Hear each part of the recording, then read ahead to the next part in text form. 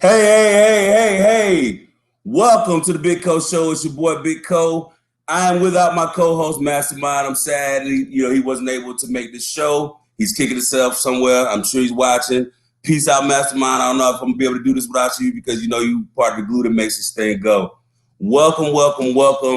We have a great show in store today. We got some people that are very near and dear to my heart and represent a county that's very near and dear to my heart. For those of you who don't know, I am originally from Cordell, GA, Chris County, the building, but I grew up in Cobb County. I did my middle school and high school years there, and I'm a graduate of the Cobb County Center for Excellence in Performing Arts at Pebblebrook High School. So we have one of our alums on, and we also have a first for our show. This is the first time we've had somebody that experienced a first. So we have the first Black woman, district attorney for Cobb County. Joyette Holmes is going to be joining us. So today we're going to talk about Cobb County. We got a big election coming up. They both have, positions that they're running for. So we want to do whatever we could do as a community to support them. These are my friends. These are people that I know personally. So first off, we're going to go ladies first and bring on Joyette. Let's see. Hey, Joyette, how are you? I am great. How are you, Co? I'm doing well. So Joyette is a native of Valdosta, so we got the South Georgia ties as well. Yes. She attended the greatest university in the land, the University of Georgia, where she received 2 undergraduate degrees in psychology and criminal justice. She got a law degree at the University of Baltimore, School of Law in Maryland. She's worked as a public defender in Maryland. She served as a prosecutor and a DA for the DA in Cobb County. And she was recently appointed in 2015 as the Cobb County Magistrate Court. It was so exciting for me to see my friend become a judge. That was amazing. She's also a member of the Cobb County Community Foundation. She was awarded the Citizen of the Year by the Marietta Daily Journal this year. And she was listed as one of the 20 Rising Stars under 40 by Cobb Life magazine, and also Woman of Achievement Award granted by the Cobb County NAACP. Welcome to the show, my friend. How are you? I am great. Thank you for having me on the show. Funny thing about that intro, I need to take that top 20 under 40 off because you haven't gone to school with me. You know that I'm not quite under 40 anymore, but it's all good. Look, when I saw it, I know that we're the same age, but hey, you were still that then, so there's still an accolade that we can definitely give you credit for. So no worries there. How are you? Court, I'm good. I'm blessed. I can't complain. We came through some storms last night. We don't have any trees down. Our family is safe. So no matter what else is going on, I am good. Yeah. So when I saw the power going out on that side of the world, I was like, I hope she has power. But then we texted, you didn't say anything about it, so I figured we were still good. So Thank you so much for joining us. I'm going to go ahead and bring on Leroy as well, and then we're going to get right into the conversation. We got a lot of people viewing right now. You got some questions about, we're going to talk about, this election, your specific election. We're going to talk about the climate. We're going to talk about a lot of stuff. So I'm going to bring on my brother. Okay. My brother, Leroy Tre. What you doing, my brother? How you doing? I'm doing good, man. I can't complain. So Leroy Tre Hutchins, he's a father of 3, serves on several local unit boards in Cobb County. He's a native of Cobb County. I've known him since middle school, and we both, like I said, went to high school together, one of the greatest high schools in Cobb County, Pebblebrook High School. Go Falcons! And he's also the president of the South Cobb Council, PTA. And this council serves over 28 local units that feed into South Cobb High School, Pebblebrook High School, McEachern, and Hillgrove. He partners with the Dream Center Church of Atlanta, and he's a current candidate for Cobb County School Board post number 3. Hello, my brother. Hey, yes, sir.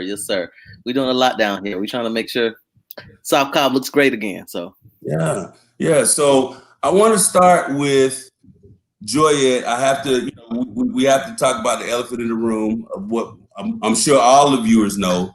Joyette has been recently appointed as the prosecutor for the Ahmaud Arbery case. So I want to start with you, Joyette, in regards to that and what your current position that you're running. How are you? One of the questions that I think everybody asked me when they found out that we were friends and they saw that you were appointed, I got messages. They were blowing me up. What's up with your girl? What's she gonna do? And I'm gonna tell you, like I told all of them, like I've known this woman since we were 18 years old. We started at the University of Georgia together. I know her as a person, and I absolutely know that she is going to do the needful. She's absolutely going to prosecute this case with 100% integrity, and she's going to make sure that justice is served. So, Joyette, I guess the first question is, how is that balancing what you have to do coming up in the midst of everything that's going on right now with the current election? So balance is not a great word to use. I don't know that there's any way to truly balance it, but let me take us back to May. So in May, when our office was appointed to handle the Ahmaud Arbery case, I had been in this role for 7 months at that time. I was sworn in July of 2019. So there was already a lot going on. But what I tell you is how do I put it? Because people were texting to say, congratulations, congratulations. And I was thinking to myself, oh, I'm not sure if it's that, but it's definitely an honor knowing that the Attorney General and the state had confidence in what I had done in other roles and in the DA's roles thus far, along with the confidence in the team that I had in the office to handle the case.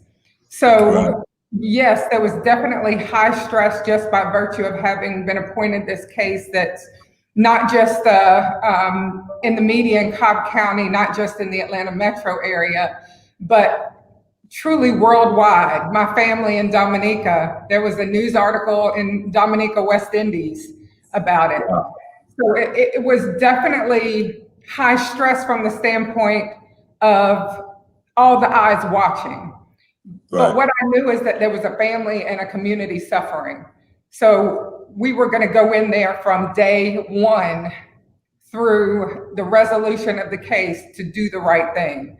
So the stress that started in the beginning from the appointment of the case kind of waned and didn't become stress at all, but there was frustration for sure, because every article that talked about me being appointed to the case, the first sentence was Black woman, Republican DA appointed by Republican governor. And so that first sentence became the story for every other social media post, news article, Vine, chat room, whatever it was. So that became a different level of frustration and pressure, not stress. But we have an amazing team in the Cobb DA's office and resources that allow us to make sure we are taking care of the people in Cobb County, as well as managing this case in the Glenn County Judicial Circuit and running this campaign 5 days ago. Right. So let me ask you this question just to kind of educate me and myself, and I'm sure some of the viewers. That case being in Glenn County, what's the process of how do they select, which county that they would appoint the prosecution from? Like, what is that? Tell me a little bit about that process if you can. So whenever there's a conflict in a district attorney's office or in a prosecutor's office, so it could be the Solicitor General's office too, that office will usually present something to the Attorney General to say, we can't handle this case.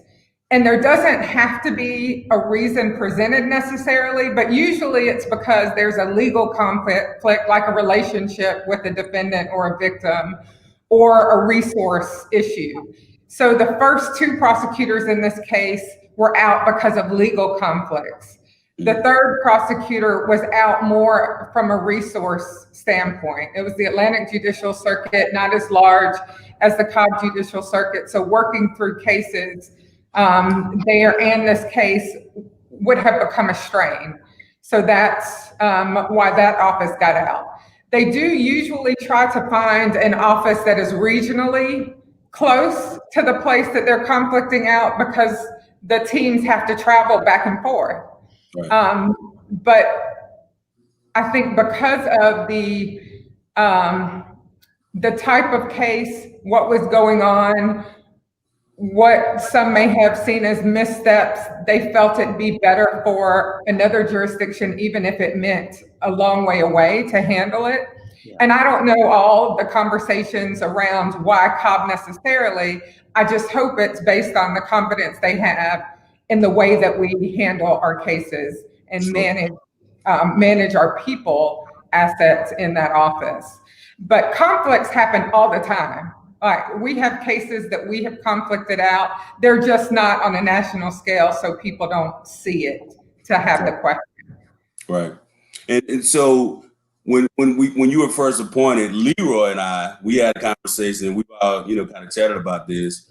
And he got it. I don't want to paraphrase. He was kind of like, "Hey, what's up with the girl?" You know what I mean? So, and one of the things I told him was what I said earlier. Like, I know for a fact, so that she's going to do the needful. So, Leroy, you've had an opportunity now since then to, do events and podcasts with Joyette. Like, what are your thoughts? And first of all, as a father of Black men or boys that will be men, like, what were your thoughts when the situation first happened, once you found out who was appointed, and now that you know her better as a person? Like, what are some of your thoughts in regards to that? Well, Corey, because I told you, right? You feel me now, right? Yes, sir. Yeah, to your point, moving back to Cobb County with teenagers, they were 16 and 17 at the time, and then I had some little ones. I was concerned because, again, being a native of Cobb County,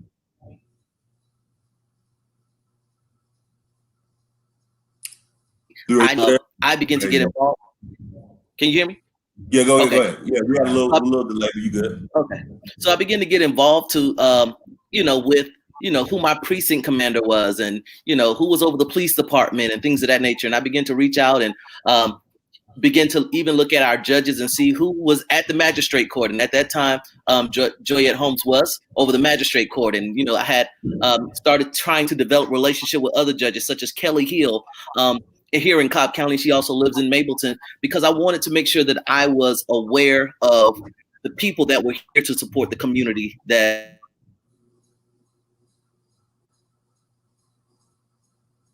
so over a course of time, I did start engaging with DA Holmes, simply because when I decided to run for school board, I realized that there was a disconnect between the children and education and our judicial process.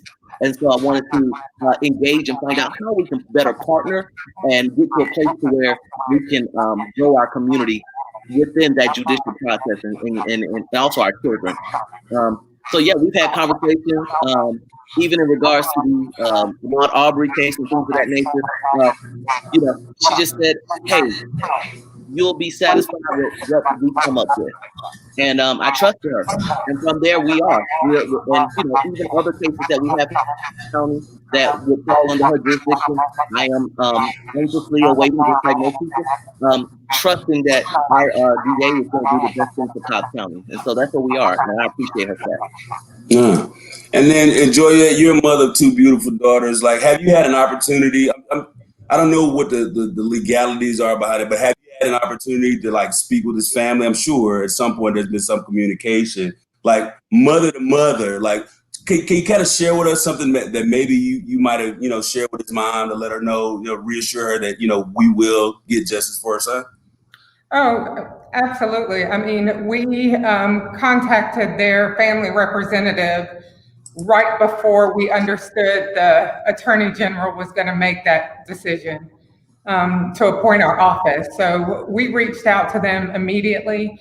We have a victim advocate team in our office. And so we have an advocate that's assigned to the family that provides whatever resources they need, that keep them up to date on what's going on with the case. So yeah, we've had the opportunity to talk, not just on the phone, but anytime there's a hearing, we meet up before the hearings, if they're in town before it starts, and then are able to communicate with them. I have probably, on a one-on-one level, spoken with Ahmaud's dad more. When we were there, I think for the bond hearing for Roddy Bryan, the third defendant in the case, we went to see Ahmaud's mural that was painted on what's going to become the African American Heritage Museum in Brunswick. And as we were standing outside of the mural, Ahmaud's dad and his uncle pulled up. And so we had a chance to talk to him in that space that had been memorialized for Ahmaud. And so to be able to, kind of have that, make that emotional connection was good. But so yes, we've had conversations with the family and continue to connect with them. Awesome. So I just want to give some shout outs. We got some viewers checking in. Nicole Farland says, "Hey, Leroy." She said, "Hey, Joyette." And she when I brought up the point that I defended you, she said, "You definitely did that to the end," because I did, Fred. Melanie Freeman says hi, and Tracy Wells. Hey, Tracy. So hey, all right. Good stuff. Go dogs in the house. Go dogs. So look, Tuesday we got a big day coming up. So what is it that the people that are voters, I think we did some research and found out about 49% of Cobb County voters have already voted. So you still have over 50% of the registered voters in Cobb County. They still have some work to do. So tell me a little bit, and I'll start with you, Joyette. Tell me a little bit about Joyette the woman and how that influences Joyette the district attorney, and tell us a little bit about what you stand for and what you would like voters to know about you. Absolutely. So it really goes back to growing up in Valdosta. My dad was retired Air Force, continued to work civil service on the base, and my mom was a registered nurse, but they worked outside of their jobs. They were involved in Masonic organizations, Shrine, and my mom was in the auxiliary. And so we were always out in the community doing community service, whether it was educating people outside of the Harvey's grocery store about sickle cell anemia and, raising money to continue the research, or selling plates at the fish fry to get school supplies for the kids. So I always knew that serving or not serving was not an option in my family. It was just determining how I was going to serve. And so, I didn't know any lawyers, didn't have anybody in my family. So law and order became the place where I got my inspiration from to be a lawyer. And I set my sights on it at that point. But, when people ask, well, you decided on criminal law, why did you initially become a defense attorney? Because for me, the defense attorney is the person that stands between the prosecution of the case and upholding the constitutional guarantees to a person that's accused of a crime. And so the work that I was able to do in Baltimore, of all places, as a public defender, was just work that truly opened my eyes to the space of the criminal justice system, where there could be changes and how I could be a part of that change. So when we moved back to Georgia, and I was trying to figure out where I was going to land, I ultimately landed as an assistant prosecutor in the solicitor's office, so prosecuting misdemeanors in Cobb County. And that's that place where you're like, most of the people who come into state court are people who have made mistakes. I mean, unfortunately, I can't sit here and count the number of speeding tickets I've had. I mean, it's just a fact. So, everybody, our sons, daughters, nieces, next door neighbors, people that we work with are probably going to have been in state court or dealt with state court at some point, even if it's just in relation to a traffic ticket. So I think even as a prosecutor, your eyes are well open to how even something like that, though, can affect somebody's life. I.e., you get stopped for a speeding ticket, don't pay the ticket, your license gets suspended, you get arrested for driving on suspended license, you're in jail, your car gets impounded, you can't afford to get the car to impound, you're paying your bond to go to jail, and by this point, you may have been evicted from your apartment or wherever you were living. So that's a speeding ticket that has impacted a person's life to that extent. Yeah. So I knew as a prosecutor that I even had the opportunity to make sure that we were handling things the right way, such that what was a violation of a safety issue, i.e. traffic case, should not then become a stopgap in the fulfillment of somebody's success or happiness or taking care of their family. Sure. So, you know, I at a point became a judge, and now I'm back to DA, but to serve in a way to make sure that we are balancing the protection of the people with the continued prosperity of our people. Right. Great. No. Sorry, I mean, go ahead.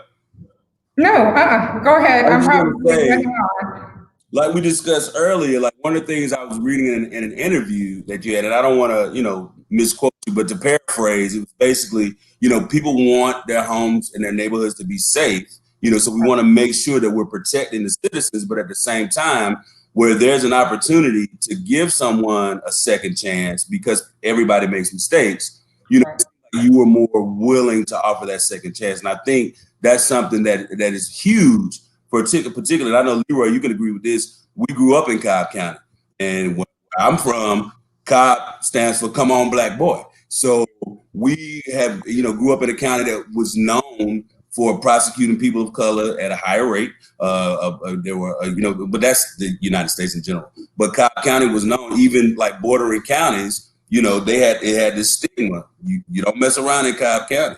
So to that point, Leroy, in the position that you are, you know, in right now, talk to me a little bit about why it was so important for you to, you know, to run for this office. And then I also want to talk about the difference between, you know, almost 30 years ago, us growing up in South Cobb County, what it looks like now.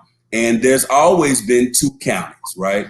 There's always been South Cobb, and then there's West Cobb to me, you know, or you call it Northwest Cobb, and it's two different counties. So talk to me a little bit about what the fire that was lit in you for. I mean, you've always been involved, but like to you know, run for this particular office on the school board.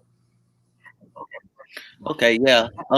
You know, once we graduated and went on to college and things of that nature, I started working in real estate and and property management. So I started managing apartment communities around Cobb County. I was on Windy Hill at one point in time for several years, and then I was Colorado Springs Road in Marietta, and then I ended up on Six Flags Drive at one particular point in time, and I began to see the changes in Cobb County. Cobb County was definitely changing. When we went to school, you know, Black people were at Pebblebrook High School at that time. We were maybe 10 to 12 population of the school. And so when I came back to Cobb County in 2014 and I moved into the house that I was raised in, my parents built this house and they retired and the house was sitting here. My parents were like, hey, move on in the house. I was like, okay, yes, definitely. Because I knew that my children were going to get a quality education much like I received in Cobb County 30 years ago. So that was my thought process. When I got involved with the school, I realized that it was a totally different day. The schools are, you know, 60% Black, 20% Hispanic, 30% Hispanic, 1% white. And so it was a totally different Cobb County here in the southern portion of the county than I was accustomed to. And so, and then I started looking at the deficiencies in our schools and how they were not performing into the expectation that I thought that Cobb County schools should perform. I look at how schools perform all over the county, and then I look at how they perform here in South Cobb, and so I realized that I had to get involved. The first way that I got involved, I got into the PTA. My mom and dad were PTA presidents at Pebblebrook 35 years ago, so I knew that was an opportunity for me to make a difference. And so I followed in that, in those footsteps, and I became a PTA president, served on our council PTA, which services 28 schools here in the South Cobb area. So I was involved with schools that feed into Pebblebrook, South Cobb High School, Hillgrove, and the future. And majority of these schools are what we consider to be schools that are economically disadvantaged. They have high populations of English learners. And in addition to that, the demographics had changed where we were predominantly Black schools or predominantly Black and brown schools compared to the rest of the county. And so I realized that through my advocacy of PTA and also on school councils, because I was involved with several school councils here in the Pebblebrook community, I realized that it was time for me to take my advocacy to the governing table and join the Cobb County Board of Education, so that I continue to advocate for our schools and ensure that the schools in the southern portion of the county have access to the same resources, quality of resources that are distributed around the county as well. So, and again, as a result of that work, Pebblebrook High School is receiving additional projects through SPLOST. The timeline was pushed up to make sure that those students had access to those projects and to those capital projects that's going to make a difference in the educational environment at Pebblebrook.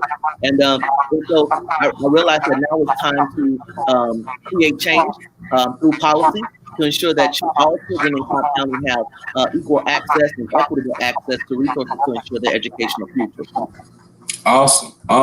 Now, Joyette, I think we have your I don't want to say better half, but your other half. I think Bridges is on the. Bridges, are you there? I am indeed. What's up, my brother? Wow. How are you? Greetings and salutations, Bridges Holmes. How are you, sir? Man, I'm fantastic. How are y'all doing? Doing well. So Make sure Bridges, I get this Georgia frame in the background so you can see we represent that dog nation.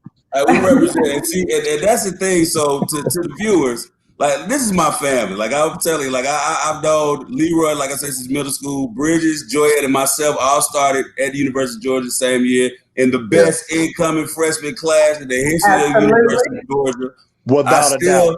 Look, Bridges, I still think about your birthday party when y'all had that apartment off South Millage, and Joyette was there too. I remember that birthday party, and it was great. You know what I mean? And I've actually known Bridges since high school because he played for Campbell, and I played for Pebblebrook, and we knew each other as athletes did. So, welcome to the show, brother. Tell the people a little bit about yourself.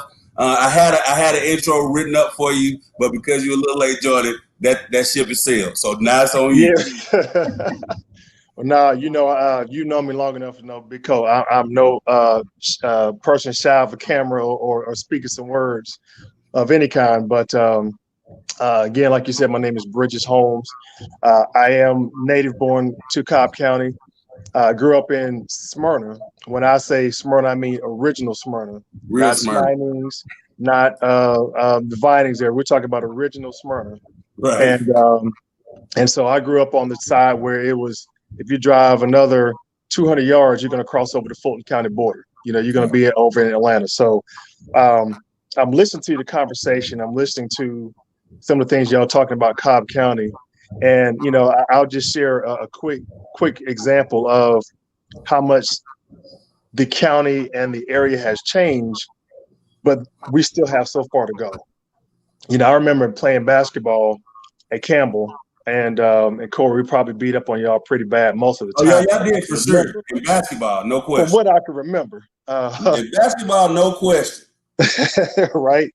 I drove my mom's old car. I had a 77, for those of you who are watching, yes, 1977 Chevrolet Nova, 4-door. Had hubcaps, had no fancy rims on it. I had no, 12 kickers in the box, carpeted, with the air, the air vents, to keep it cool, keep the EQ cool. I didn't have all that. I had a cassette tape deck, probably not even a face-off. And but the weather stripping around my trunk was worn out. I mean, mind you, we were in high school, so this is when I started driving. This is probably 1992. And every time it rained, water got inside my taillights and it burned my taillights out. And so I got pulled over probably 70% of the time that I was driving my car. Right. But because I knew the officers, I knew the campus officers, which were obviously, Smyrna police officers, they always let me go with a warning and say, yeah, I know you, I know who you are, I know your face, I recognize you. You go to Campbell, right? You're the kid, you play basketball for Campbell High School, right? Yeah, just good. Go home, get home safely, get the light fixed. But it was just the stress of being pulled over. When you're tired, you're coming from a buddy's house, you're going home from practice, you're coming from a basketball game. The last thing you want is to be pulled over by a police officer. It's embarrassing. You got the big blue lights on behind you. It is a psychological thing that you will never forget. Right. Those things are burnt in my mind. And so when I think about where we are now as a county, we've come a long way. We see more Black people, more people that look like us in what Black robes on as a judge, or like my wife as district attorney, which has never happened before. Right. We have councilmen and women who are in chairs and positions that have never been in those seats before. I don't remember those type folks. However, there's still a big divide. And Corey, you said it beautifully, man. There's maybe even now it's 3 parts of Cobb County. I think you forgot to mention East Cobb.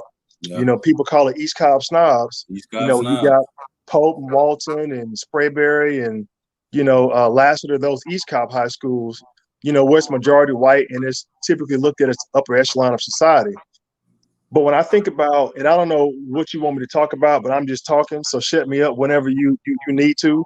Hey, brother, you know you got the green light from me. I love hearing you. But while you're talking on that, like, one of the questions I wanted to ask at the beginning, like, how is it for you being the spouse of not only the first Black woman district attorney in Cobb County, but also the special prosecutor in the Ahmaud Arbery case? Like, what are you getting questions from your friends? Like, and if so, like, how are you feeling those?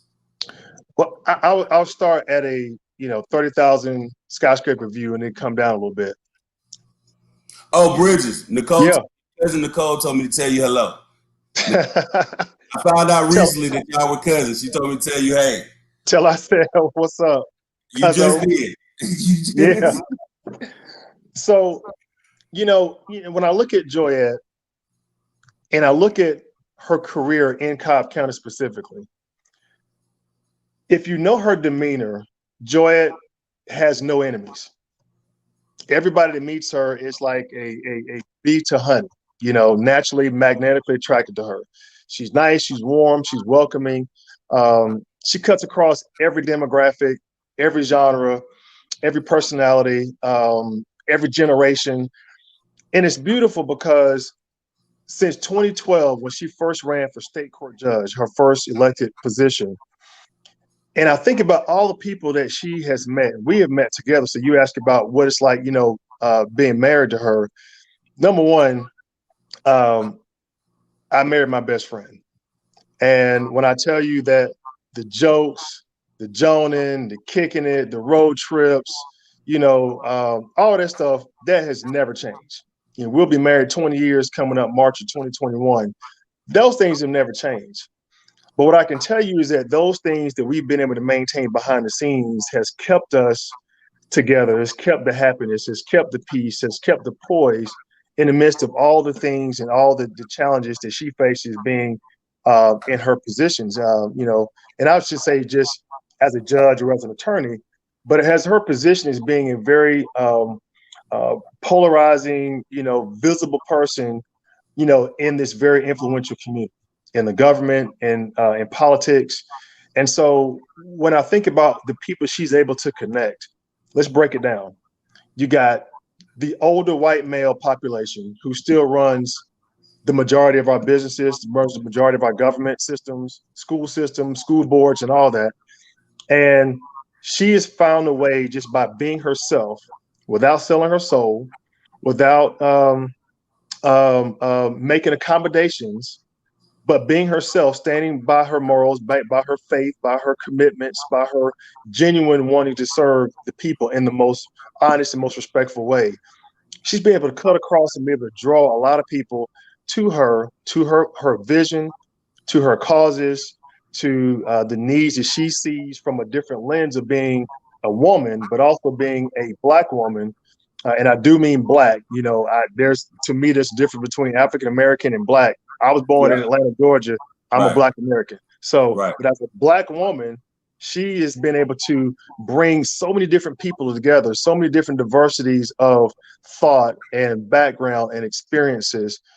I don't know many people can do that, quite honestly. And so when I think about all those things that she's doing, it really is about us.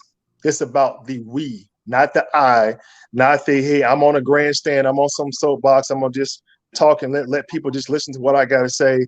But she's always working behind the scenes to get consensus. She's always having multiple conversations with judges, with police officers, law enforcement, with emergency rescue folks, with commissioners, county commissioners, with school board officials, nonprofit organizations, so on and so forth, to bring this community together, to bring this consensus on, before we go down a path, let me make sure as a judge or as a prosecutor or as a whatever her role is at that time, now just happens to be district attorney, that we're going down the right path and we're making the right decisions, doing the right things. And people have to understand that when you talk about politics, it's not about politics. It's about bringing people together to make the right decisions, the most comprehensive solutions. And you only do that with diverse people and diverse voices at the table. So if I'm just now let me get off my preacher, commentary, take my preacher hat off. It's fun, man. It's fun, being married to Joyette. Like I said, she's still my homegirl. She's still your homegirl. Yeah. She still kick it. You know what I mean? If we have a party right now, she's still gonna turn up. You know what I mean? She's still gonna have a good time. And that's what I love about her, is because she won't say this, at least not on camera, but she's always gonna keep it real with you. She's always gonna keep it 100 with you. She's always gonna kick it with you, have fun. She's still that girl from Valdosta, from V-Town, where she'll brag about, talk about Titletown, USA, the winningest high school in the country. I get it. It is what it is. I mean, it is. It is what it is, right? But I still won't let this go for her being a Dallas Cowboys fan. But I'll let that go. Oh wow! Yeah, she been lifetime Cowboys. Yeah, they're shots fired, but he can't say too much because he's a Falcons fan right now. I mean, we both struggling, we both sad, but we're not bandwagon people, so we're gonna hang Dirty tight. Birds, ride or die. Look, but I don't want to take. We got some other viewers checking in. So Donna Jenkins said, Joyette, like everybody our age, y'all had to decide to be lawyers based on what you saw on TV. She said that hers was Claire Huxtable, like her role model. Tracy Walls said that she's really proud of everything that you all do to better the community. I'm gonna include myself in that. I hope you talk about me too, Tracy. If not, I'm gonna take credit with that one too. So, but it keep it in line with what's gonna be best for Cobb County. Leroy, one of the things that we talked about before was that there is no interdepartment communication with amongst the different departments that could contribute to making Cobb better, particularly in the school system. What do you think, once you get this position, on the school board, what are some ways that you can maybe partner with the district attorney's office? Because I'm believing and receiving that both of you will be in position on Wednesday. So what are some things that, some possibilities to partner to keep our young people from having to be a part of the system in the first place?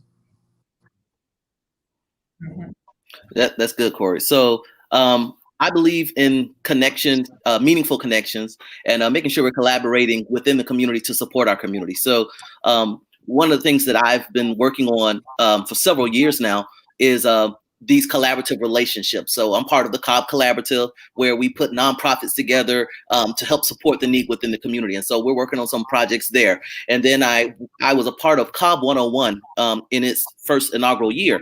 And during that process of being in Cobb 101, Cobb government allowed citizens to come in and look at all aspects of our government.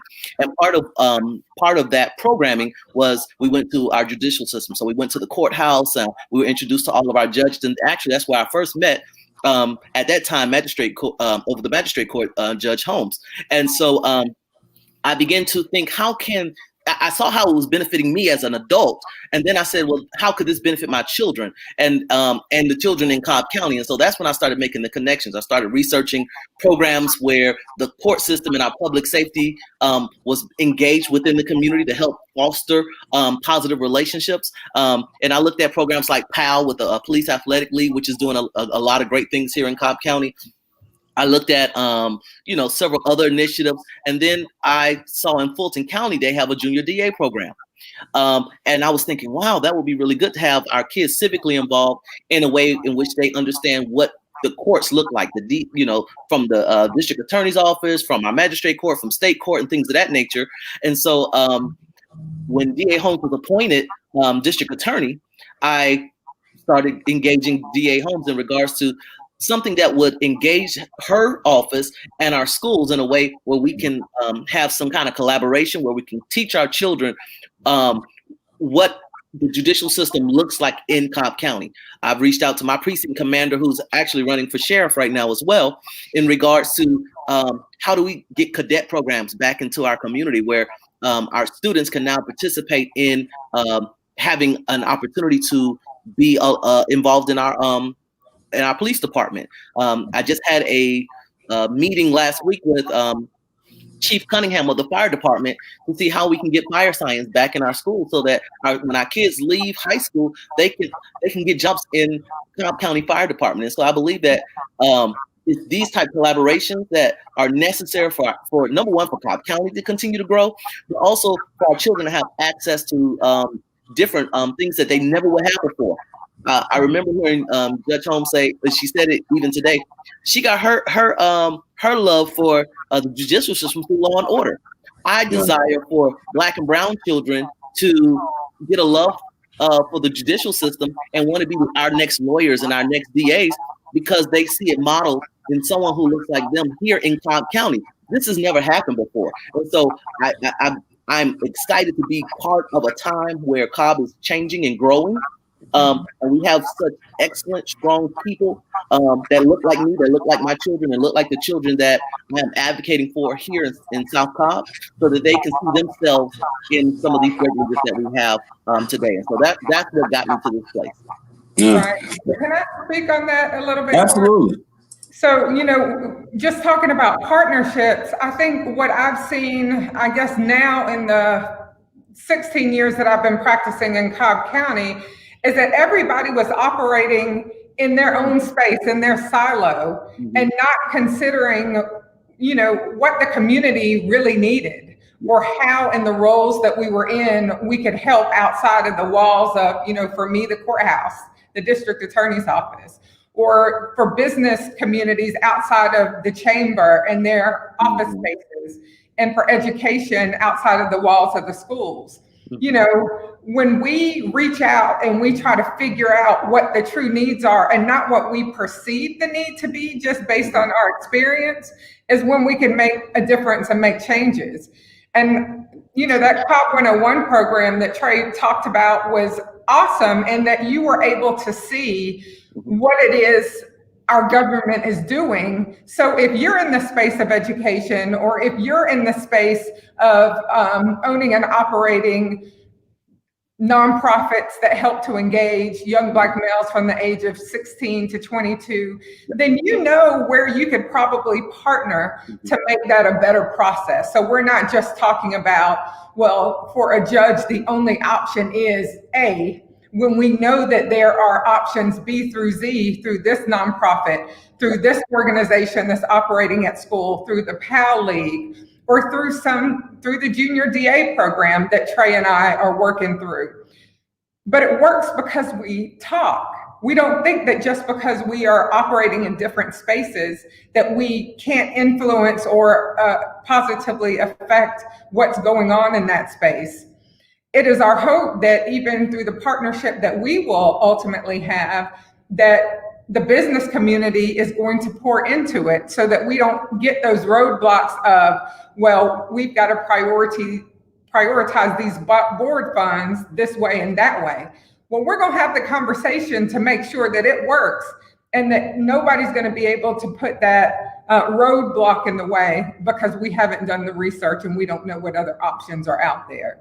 So it's just important that you communicate with people outside of your space to get a different perspective on truly what the needs are. And so we were able to develop in our office a community prosecution unit, and my team goes out into those schools, into the senior centers, into other organizations, and assists so that we can firsthand see where the gaps are, and how, as a team of prosecutors who are also individuals who live, work, and play in this community, what we can do to make those things better. So I'm grateful to have a partner in Tre and the other partnerships and relationships that have been built in recent years throughout the county to make things better.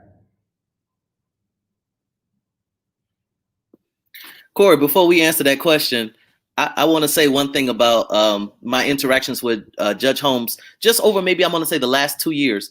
The first time I was asked to come to a meeting in regards to Project 360, and I'll let Judge Holmes talk about that in a second.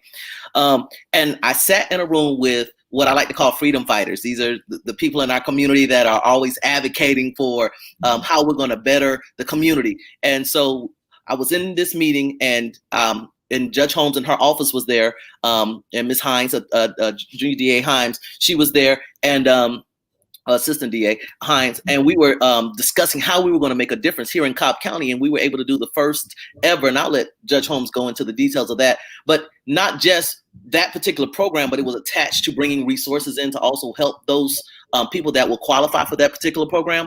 And I was thinking, wow, this is the first in Cobb County, and I think this is like, it is a game changer for Cobb County. Then after that, COVID hit not too long after that, and everyone shut down as a result of COVID. But there were certain nonprofits that were still out in the field. I was out, feeding children and making sure kids have food to eat. And then, some of the other organizations that I partnered with, like the Austell Community Task Force, we had our back to school event and things of that nature. And, DA Holmes brought her entire office out to help support the community. And this is a first for me, because I've never seen the DA's office in the community, engaging the community. And so, I was blown away. In fact, I just started keeping mental note of what I'm starting to see and what I'm experiencing as a Black man here in South Cobb. And I'm telling you, then we started having conversations for it. And then I said, well, I need to reach out, because at this point, I'm seeing something that I've never seen before that's going to benefit Cobb County in a very intentional way. And I wanted to make sure that I jumped on, because it's all about timing and making sure you get the right leader. Because I could have presented that DA program to anyone else, and I might not get the same response. But I watched the intention of Judge Holmes, and I said, oh, wow, no, she's a public servant. She's here for the people. And I said, this is the right time and the right place for me to start having these conversations. And as a result, our conversations continue to grow every day. And so I appreciate the support and the partnership and the engagement that I see from the DA's office as a result of Judge Holmes. Awesome. Good stuff. Good stuff. Thank you, Trey. So can we field a couple questions, Joyette? Yes. Mm-hmm. All right. So Jazz, my homie Josiah White, says, DA Holmes, what would be the expectations of the upcoming bond hearings for the McMichaels, and what did that process look like? So, I'll start with kind of just procedurally where we've been and where we've come. I can't talk about much beyond that, because sure. I'm that true believer as a prosecutor that cases have to be tried in the courtroom, and you don't do anything. It lends to nothing positive when you don't do it that way. But once the McMichaels were, before they were indicted, they had a probable cause or preliminary hearing, which was where we presented what we had at that time to show a judge that there was sufficient probable cause to believe that all three of them committed a criminal offense. And obviously our allegations were felony murder, malice murder, and some other counts. And that based on those crimes and that they participated in them and the dangerousness of that and the loss of life, that they should not be granted bond.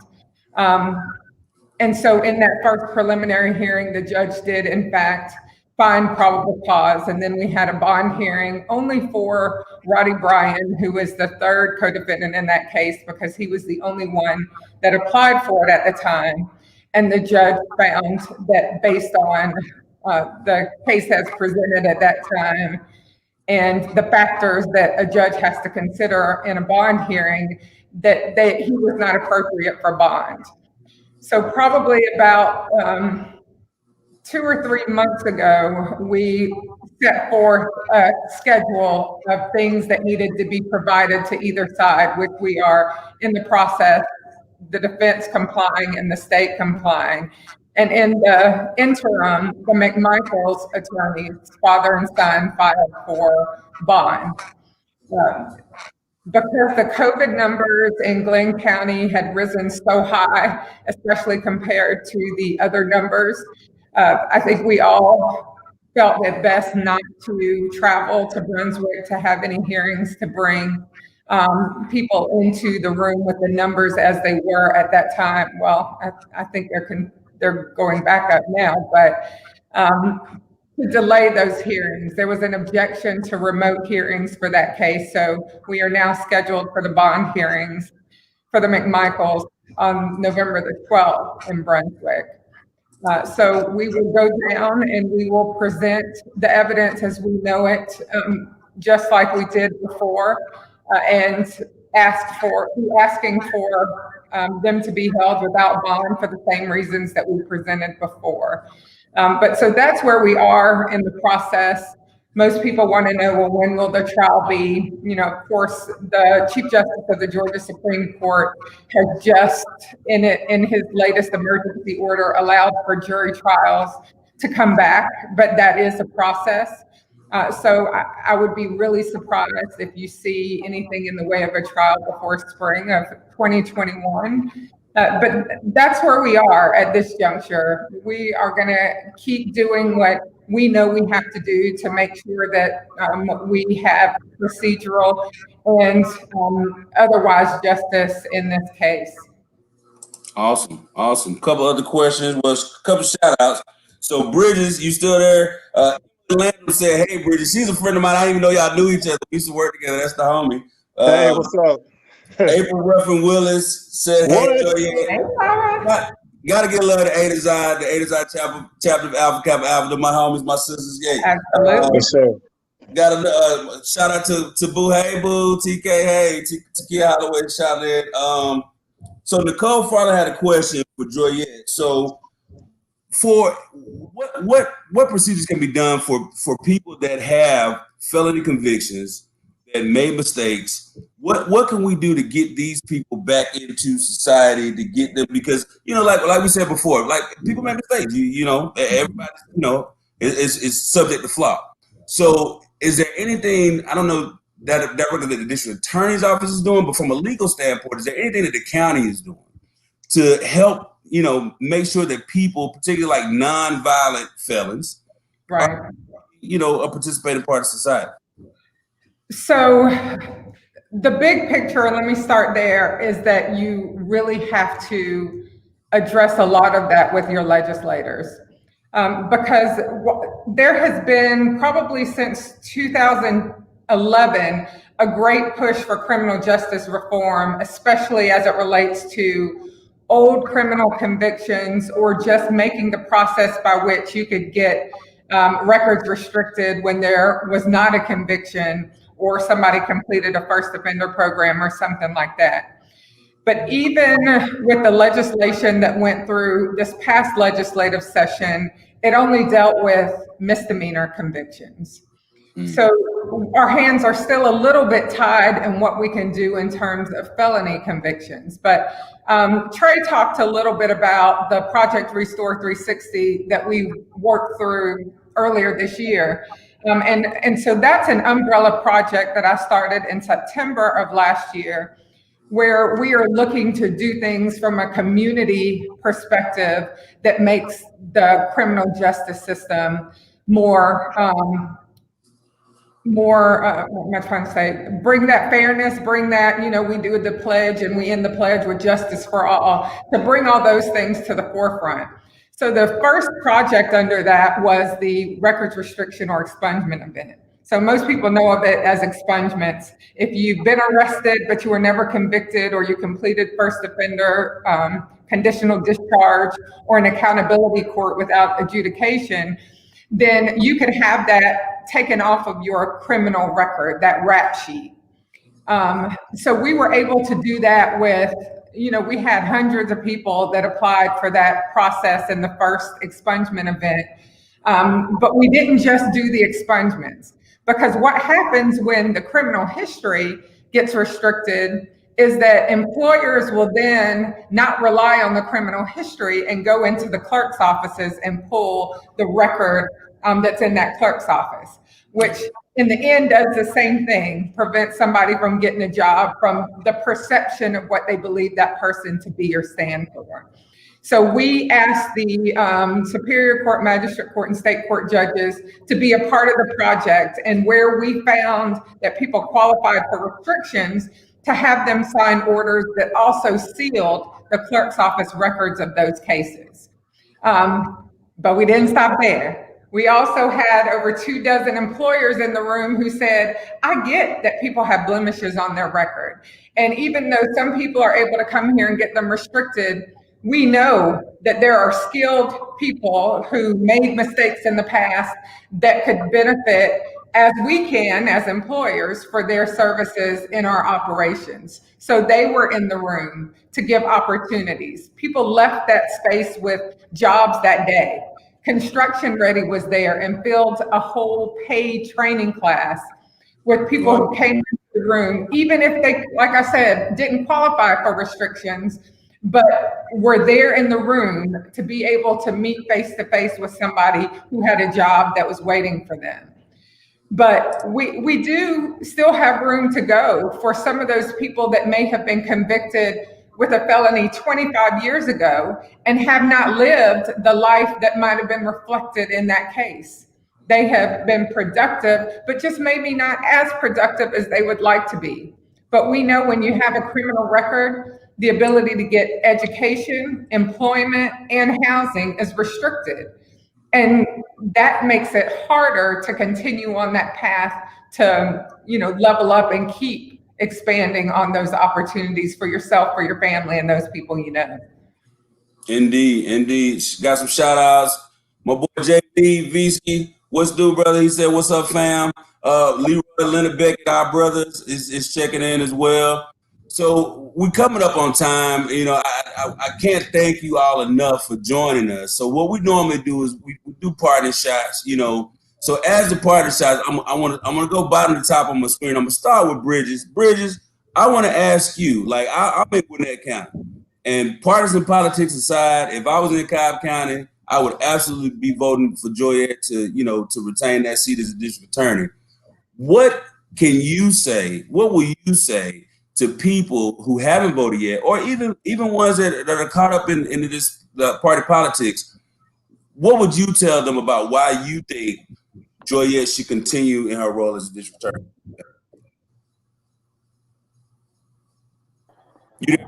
Wait, was that for me, Corey? That's for you, brother. Wait, repeat the question one more time. I'm sorry. So we got a lot. We all caught up in partisan politics, and people get caught up with, like Joyette said at the beginning of the show, when they say Black woman Republican. What would you tell people of Cobb County, in regards to why they should, even if they are undecided, they are Democrat, why should Joyette retain her position as the district attorney? No one is more capable. No one is more suitable. No one is more prepared to handle this role in this office than Joyette Holmes.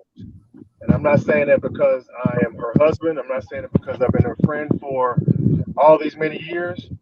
I'm saying it because those are facts.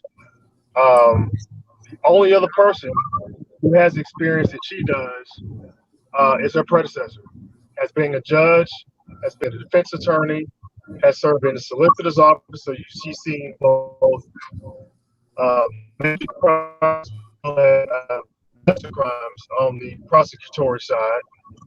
She is involved in the community. She is doing everything that people may say they want to do or they have an idea about doing. She's doing those things and has done those things in the last, at least 7 to 8 years she's been in as a judge and as a now DA. So I would say, do your homework. The party stuff, the party politics has no place in this office, has no place in this election, this position.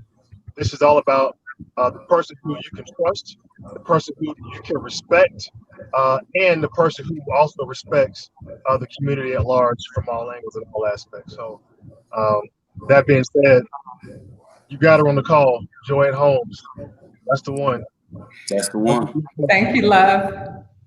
So my question to you, Leroy, what do you think are the low-hanging fruit for Cobb County? What are some things that, the school board can do that can have more of an immediate impact on the students and on the families in Cobb County? And what do you think are some areas of opportunity for the county?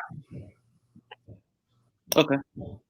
Well, I would say first that it's all about collaboration. I am a stickler for the what I want to phrase and coin as one Cobb.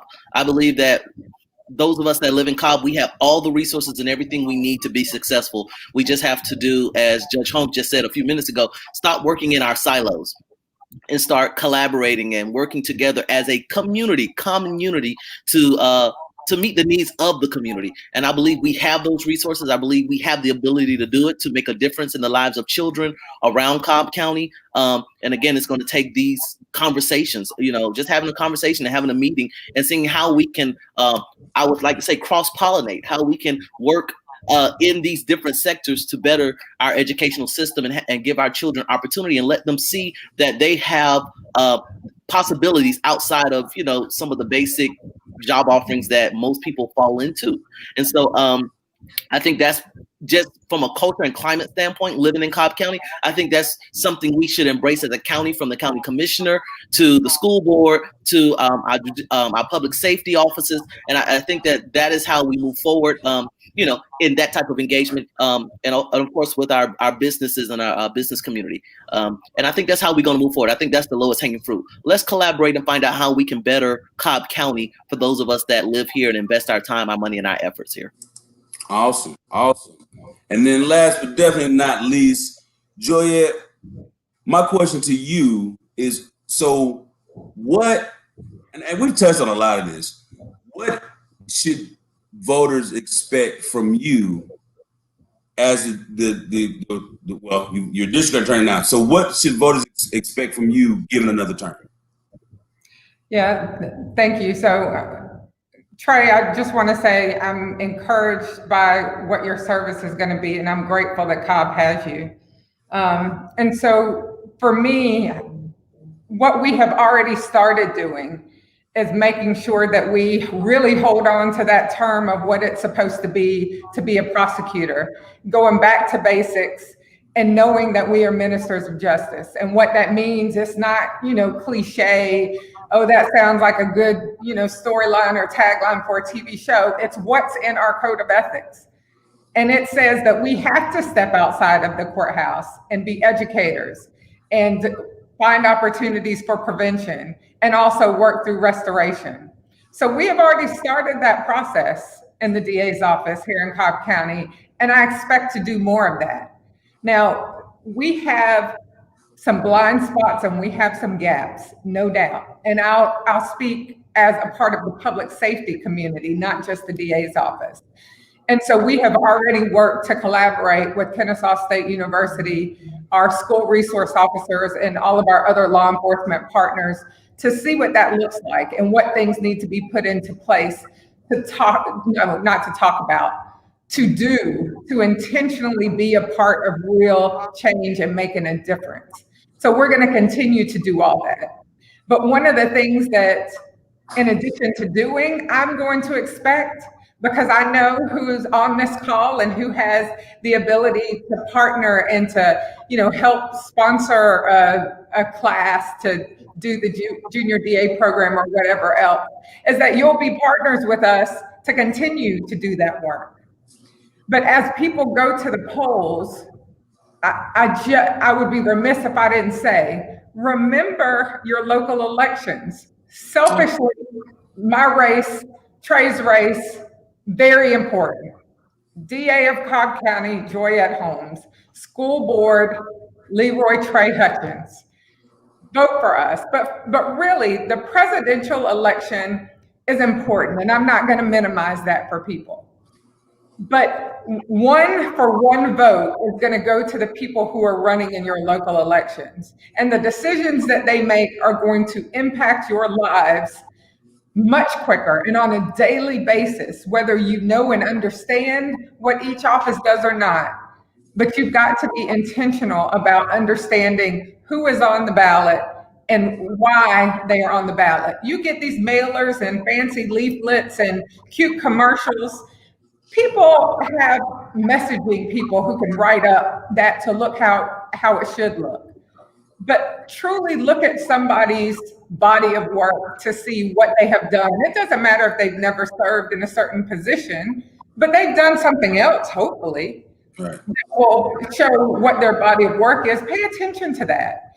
And know that in a role like mine, or even Tre's, that partisan politics should have no place in making that decision. Because there's no decision that we make that is based on partisan politics. So when you talk to your friend, your cousin, the person you're in church with, the person that you work with, just impress that upon them, that it truly needs to be somebody who understands the process. I did not become a defense attorney, a law firm owner, a judge, an assistant prosecutor, a public defender, just for the fun of it. All of it was for such a time as this. Right. And I used every single piece of what I learned, what I saw that worked and what didn't work to do what I'm doing right now, I'm going to continue to do after the election on November the 3rd. So go out and vote. Tell your friends and family, go out and vote. They're in Cobb County, vote for Joyette Holmes. If they're in Tre's post, vote for Leroy Tre Hutchins. So Corey, I really thank you for having us on. Yeah, absolutely. Look, fam, I appreciate y'all joining me today on the show. Like, I feel so blessed to have, I gotta give a shout out to God, first of all. God has blessed me with some great friends. You know what I'm saying? And we all can say, we know some great people. I wish you both the best of success on Tuesday. I'm sure things will go great. I wish I was in Cobb County because y'all will both have my vote. Thank you so much for joining the show. We're definitely welcome to come back after you have won your respective elections. We definitely want to come back and talk again. All right? Thank you. And tell Arbel, hey, I missed you. I was thinking you were going to be on today. Yeah, Mastermind just checked in. He's watching. So, yeah, I miss my partner in crime. But, yes. when you come back, he'll definitely be on. Give Carmen a hug and kiss for me. Absolutely. Good luck. I'll let them know. Good luck on Tuesday. I love y'all, man. Y'all be good. Thank you. All right.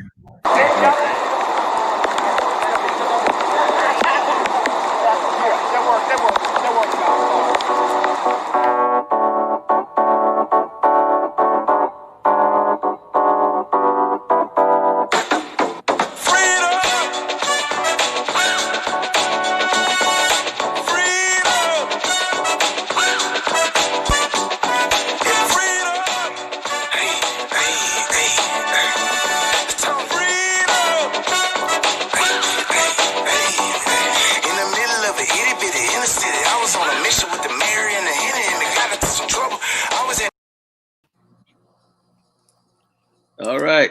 I appreciate it, Corey. Hey, man, I was just sending you a text. Yeah. I'm about to